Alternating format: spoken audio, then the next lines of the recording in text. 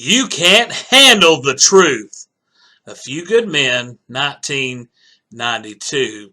This week's topic in our video discussion for logic is truth. And so in this assignment, we are to give in our own words, what is truth?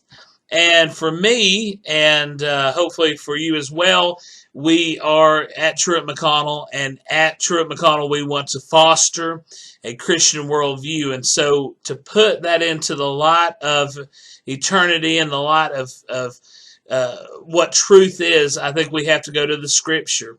And the Scriptures tell us in the book of John, the 14th chapter, the 6th verse, Jesus says that I am the way, the truth, and the life, that no man comes to the Father except by me.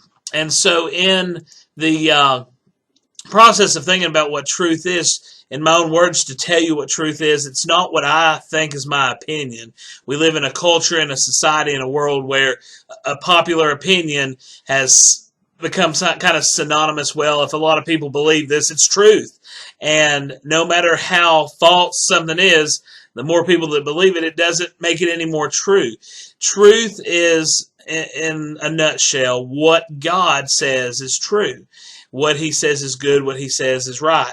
And so in looking at this, it wants us to talk about, with this definition of truth, knowing now that we know that truth is what God says it is.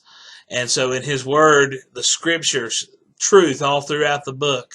And so knowing that, how do we logically, our understanding of logic, how do we use that in an argumentative or a situation? And so I, a few years back, picked up a copy of Truth Matters. This is a book.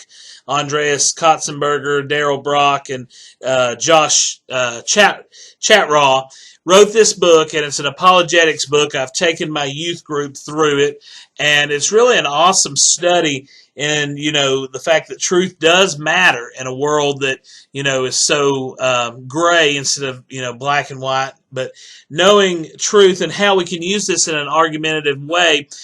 A lot of people claim that that God isn't treating us right. And this is an excerpt from the book, that God isn't treating us right. And to say that God is not treating us right is to say that God is wrong. And to say that God is wrong is to say that we know right from wrong. To make this claim is to say that we possess a working conscience. And a moral conscience could only come from a moral creator. So it actually all testifies to a God who is real and a God who is good. And so in conclusion, truth is immortal.